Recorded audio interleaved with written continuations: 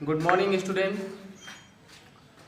पिछली क्लास में हमने देखा पौधों में जनन की प्रक्रिया के 3 स्टेप,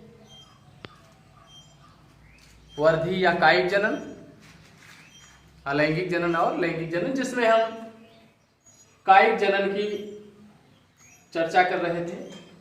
आज हम कायिक जनन या कायिक प्रवर्धन के विधियों के बारे में जानेंगे, जिसमें हम यह देख रहे हैं कि पौधों में कायिक जनन की विधि 2 प्रकार की होती है।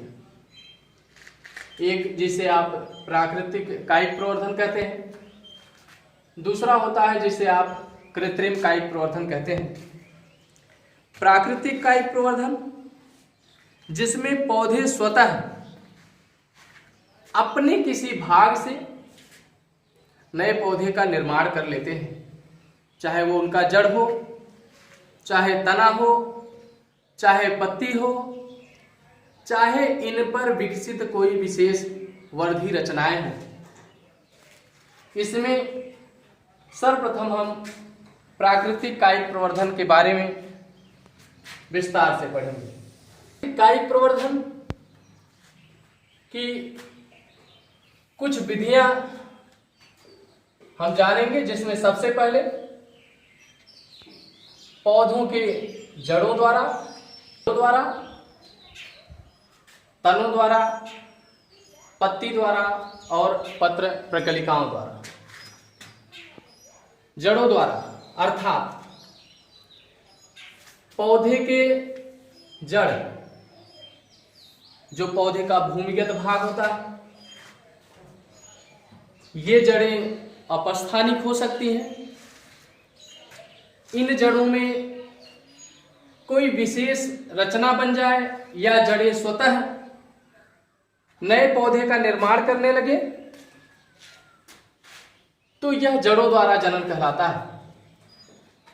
जड़ों द्वारा जनन होता किसमें है?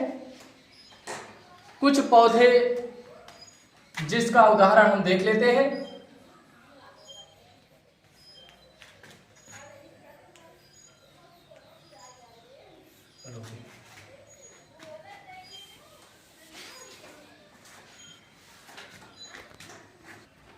परवल, डहेलिया, शकरकंद, ये ऐसे पौधे हैं जिनकी जड़ों में संचित भोजन से कलिकाएं विकसित होकर के नए पौधे का निर्माण करती हैं, जो बाद में स्वतः मूल पौधे से अलग हो जाते हैं। दूसरी विधि होती है तनों द्वारा जनन। इन तनों के बारे में हम देखते हैं कि ये तने किन रूपों में जनन करते हैं और किस प्रकार से करते हैं।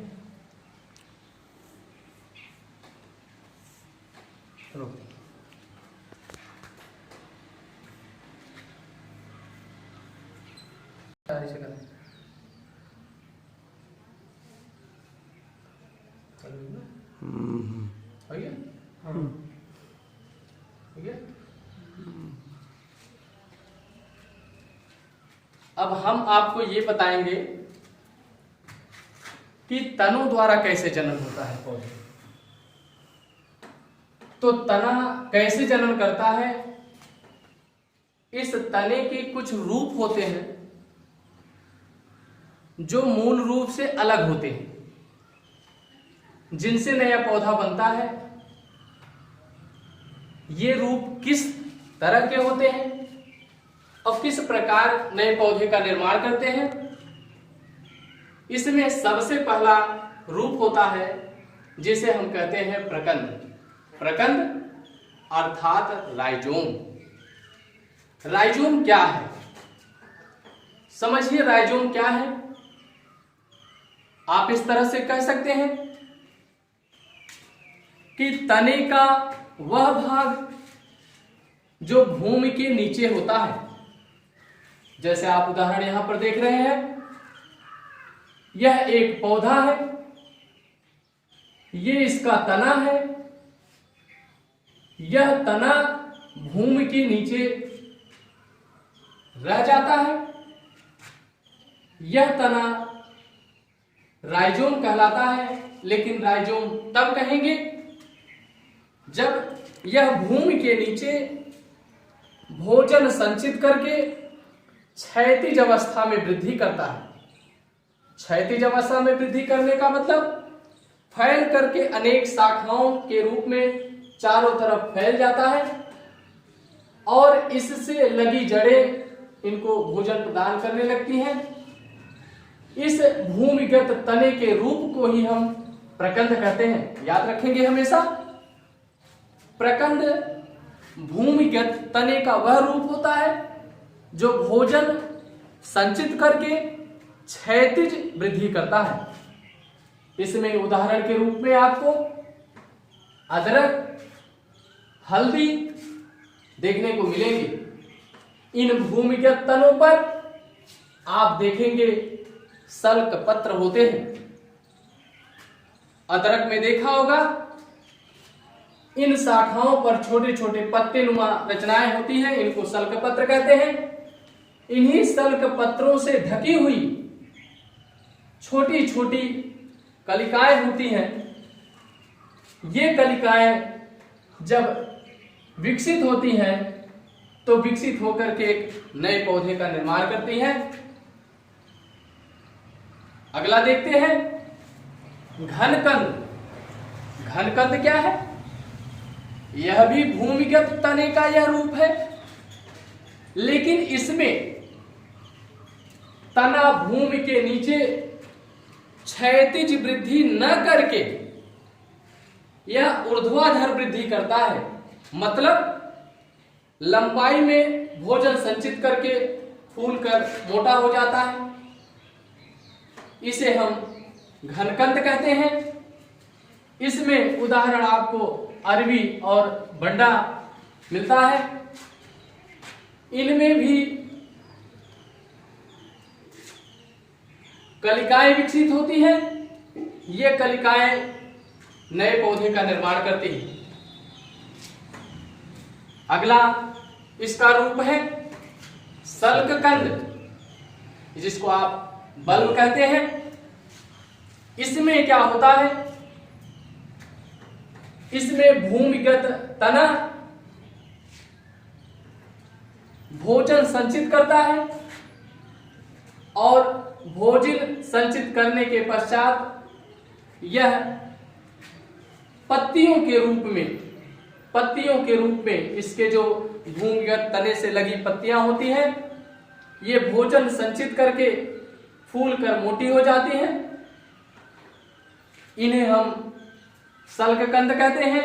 इसमें उदाहरण प्याज व लहसुन, ये बाद में वृद्धि करके नए पौधे का निर्माण करते हैं। भूअस्तारी तने। भूअस्तारी तने क्या होते हैं? ये ऐसे तने होते हैं जो भूमि पर वृद्धि करते हैं। भूमि पर वृद्धि का मतलब होता है इनके तने भूमि में रहते हैं, ये बाहर निकलते हैं, फिर भूमि में प्रवेश कर जाते हैं। इनकी पर्वसंधियों से जड़ें निकलती हैं और ऊपर की ओर शाखाएं और पत्तियां निकलती हैं जो नए पौधे का विकास करती हैं।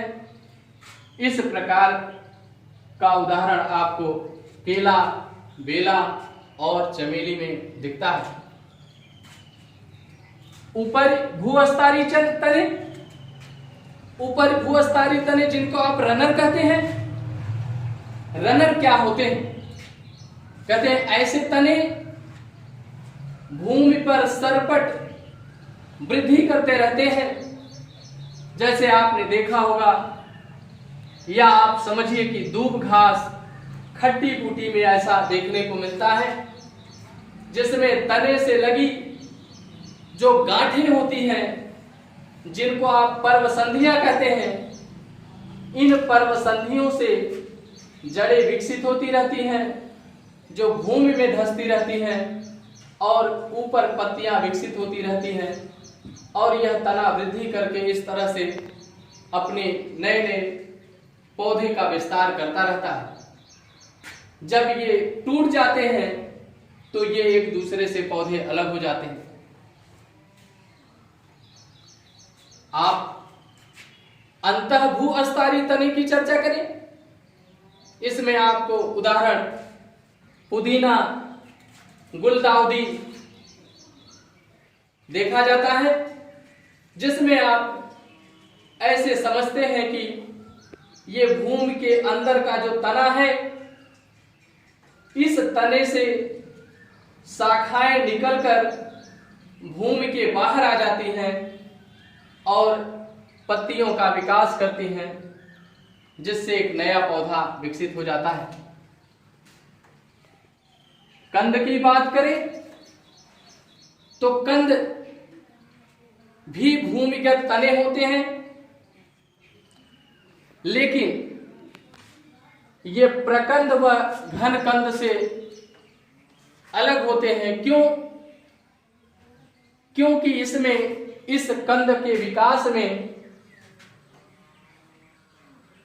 भूमिगत तने की निकली शाखाएं अंतिम छोर पर, जैसे भूमिगत तने की शाखाएं अंतिम छोर पर भोजन संचित करके फूलकर कंद का निर्माण कर लेती है। इसमें उदाहरण आपका आलू होता है, जिसमें जगह जगह गड्ढों में धसी हुई कलिकाएं होती हैं। इन कलिकाओं को आंख कहते हैं। ये कलिकाएं विकसित होकर के एक नए पौधे का निर्माण करती हैं। चलिए, 1 मिनट।